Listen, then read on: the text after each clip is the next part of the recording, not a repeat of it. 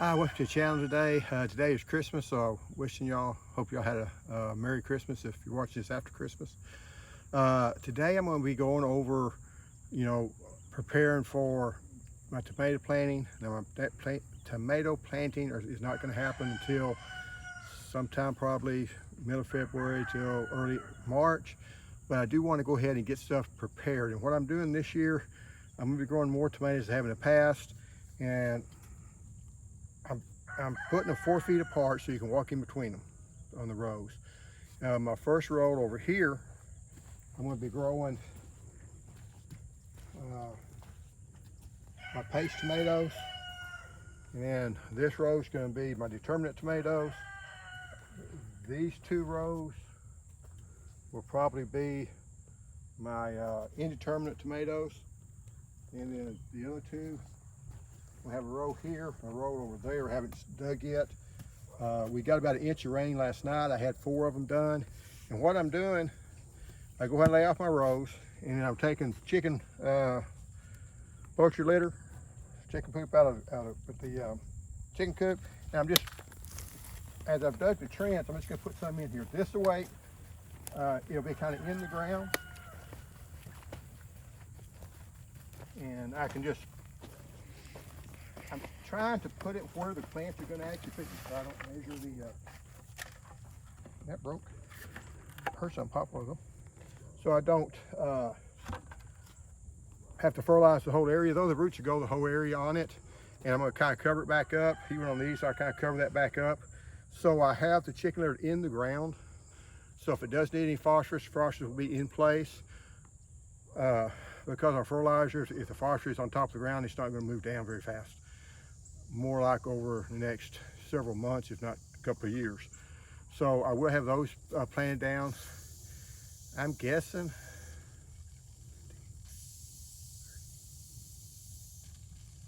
I have close to 100, probably not quite 100, between 75 and 100 tomato plants this year out here in ground. That does not include the dwarf tomato plants, unless I decide to switch the dwarfs out here. I like to keep dwarf tomato plants though in containers because they just seem to do better, because that's kind of what they're designed for.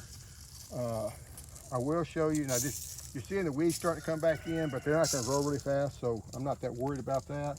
The radishes, the daikon radishes, are pretty good size, and they're starting to grow. We picked 4 of them the other day. When Nicole was down, she took them back to the house. And we don't use the daikon. I'm just using them for, just trying to aerate the soil. These are just actually volunteers from a couple of years ago. So they're doing all right. The one tomato plant I was going to show you, because the other one pretty much died. And I think it was a purple bumblebee, different spot. This one here looks like it's a coyote. It's a volunteer, but it looks like a coyote because that one there is already starting to yellow, so it'll be ready in another day or so. So they are going to make some. I have had this where I threw a blanket over it. I mean, we're not supposed to get any freezing weather for the next couple of days, next few days. So we'll see. I think according to one of the long-range forecasts, the week after New Year's is supposed to get cold. We'll see if that happens. And then just to show y'all, since we got the rain, carrots are still growing. The onions are starting to come on and do pretty good. I just put a little bit of fertilizer on them yesterday, and the other rows here. And they're a mixture of, they all are short day onions, but I had like 4 different varieties that they planted, and they planted all at one time. Another row of carrots here. And then this here is the brassicas. They're looking good.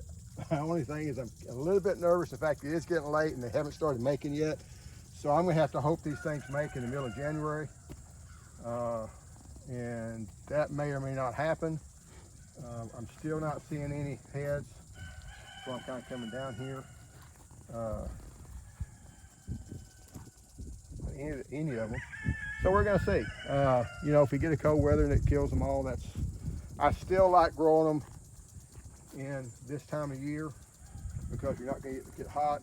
And even one of these, like that's I was hoping the broccoli would do better, but anyway, and my fig is starting to put up, in fact it's trying to bud out again. They're going to do that. Figs like to flower out several times, so and they're doing all right. But anyway,